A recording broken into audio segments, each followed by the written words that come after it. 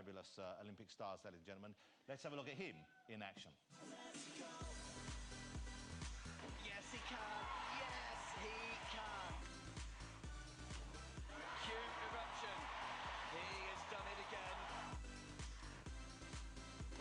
Yes, get in. That's the one that we wanted. That's the one that we got. Oh, my goodness me. Here he is. It's Mr. Tom Daley, ladies and gentlemen.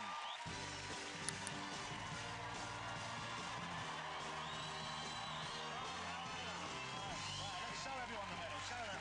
There you go. Tom Daley, you know Jessica, of course. OK. Tom, take a seat. Wow. Look at that. I was just saying to Jessica, the medals, I've interviewed various Olympic athletes over the years who've had medals, and previously the ones I've seen were much smaller. These seem to be bigger than in previous years, is that right? Yeah, they are massive, and they are definitely a lot heavier than the other medals as well, really, so yeah. But congratulations, fabulous achievement, and especially after the start, it was a bit of a sticky start for you in the Olympics. Yeah, definitely. Because the first week, that synchro dive, and there was a mistake, I believe. Yeah, well, in the synchro event, we finished fourth. That never fails to get a laugh, does it? Yeah, well, there you go. That's the stranger face ghost. I'm always tempted to Photoshop in a couple of toilets underneath both of you there, just so you... Well, it beats the facelift anyway, doesn't it? It does work. It's right back there. So it was the bald guy's fault, was it? Is that what you're saying? No, not at all, no. It was just one of those things that we missed one of our dives, and then you can't afford to miss a dive like that in that kind of standard competition, so we finished fourth, but it gave me that extra motivation to want to do well in the individual, so... Yeah, I'm glad I've got something finally to show for all the hard work, effort, well, it's a fabulous achievement. But I was going to ask you whether going into the solo event after that, whether there was so much more tension because you'd got so close in the synchro. Oh, definitely. There's piles of pressure. Jess will tell you the pressure going into the competition. Like, I was always telling myself, no, there was no pressure. It doesn't bother you. You focus on your competition. But deep down, yes, there is a lot of pressure. But the only thing that you can do when you're in those situations is give it your best shot, do or die, really. When you first started your first dive in the solo event, you were allowed to redo it. Yes. Because of this was quite a rare event, I believe, in the sport, isn't it? Yeah, I've never had to perform a redive in a competition before. It's quite a dramatic start to an Olympic final, and the first time to do it in an Olympic final. So basically, what happened was I was still on the end of the board, and there was some flash photography. Thought to ignore it. But as soon as I took off, it felt like the whole stadium just literally flashed in my face. Not literally flashing in my face. Which would have put anyone off. Exactly. Tell me about it.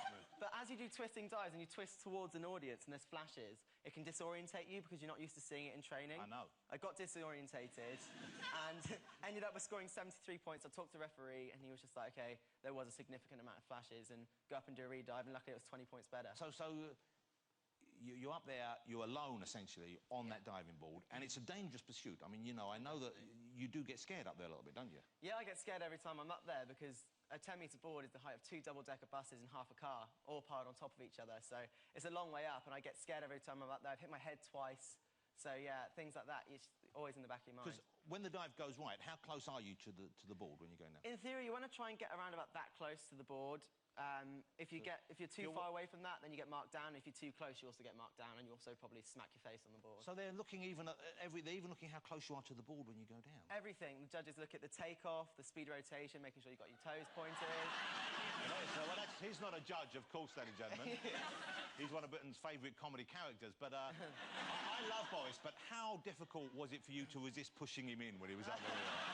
Took a lot of willpower, Tom, I imagine. Oh, it was, yeah, it was pretty interesting actually taking him up there. I've never heard him, like, blubber so much in my life. You know, and he blubbers a lot anyway, doesn't he? Yeah. Ooh, blah, blah, blah. Yeah. He's nowhere near the edge, is he? He's about 6 feet back on that thing. Yeah, he wouldn't go to the edge. He wanted to hold on to the handrail, but he managed to look over the edge, so yeah. Of course, you're 18 yes. now, and here's an exciting thing happened this week is that, and for many kids it was a terrible day, for other kids a great day, but it's the day that the exam results came in. You got your A-level results. Yeah, I got my A-level results this morning, and overall I'm on for photography A-star, Spanish A and maths A. So. Wow. 3 A's! 3 A's! That's incredible! Thank you.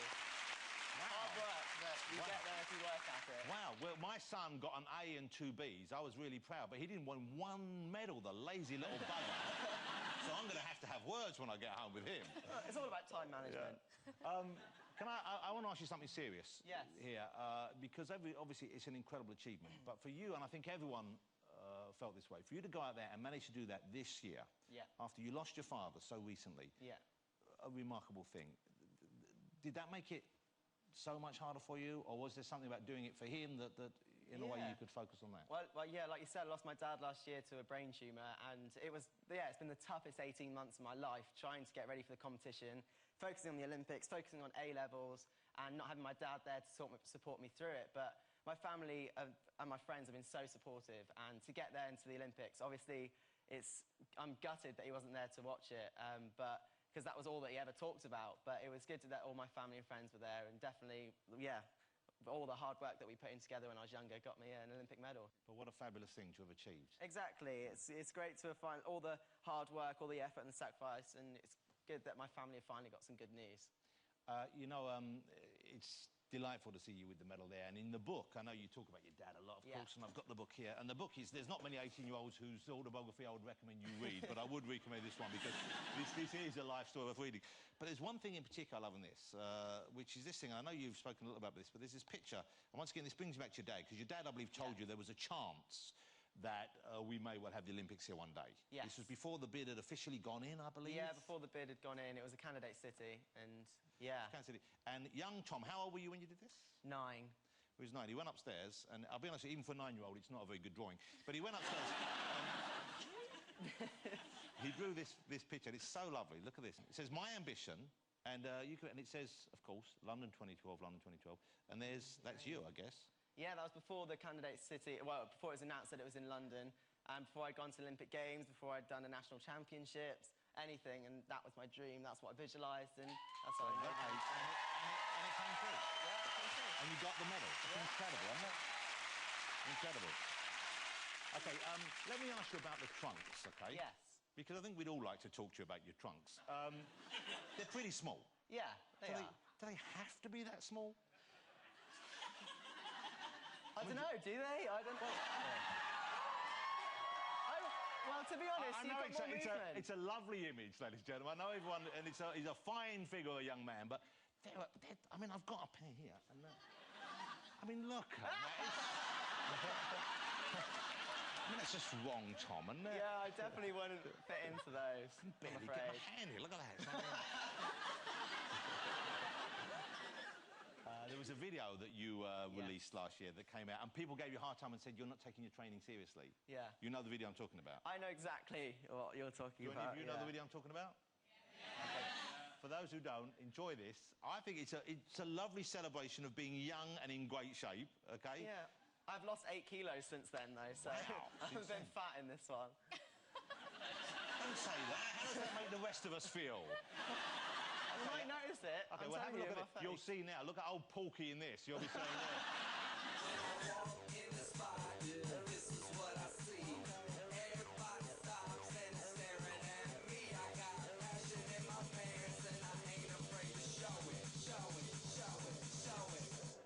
I'm sexy and I know it.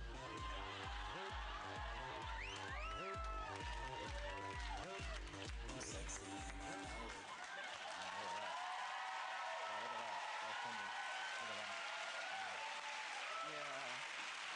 Wow. I see what you mean, you fat bastard. There's nothing of you. Wow. They're just muscle. There you go. Here's the thing about sports, which always fascinates me, is, you know, you have to dedicate yourself to it 100% to achieve what you've both achieved. But there's only a certain window. How much longer do you have? How much longer can you keep that level of focus up? How much longer can your body allow you to compete at the level you compete at now? What are your plans? You're going to stick around for the next one? You've got 4 years more in you, I think as soon as I finished, everyone was like, right, you're going to Rio. And it's kind of like, you've not really thought about it. But, yeah, it just depends how long your body can deal with the stress of training. Obviously, with the heptathlon, it's a lot of force going through the body. So it just depends when your body says, you know, that's enough. But I try and go for as long as possible. I can't wait to see you both in action again. It was so exciting to see you do that. And congratulations again. All of us would like to say congratulations and thank you for winning for the country and for yourselves. Tom Daley and Jessica Ernest, ladies and gentlemen. Okay, we're going to take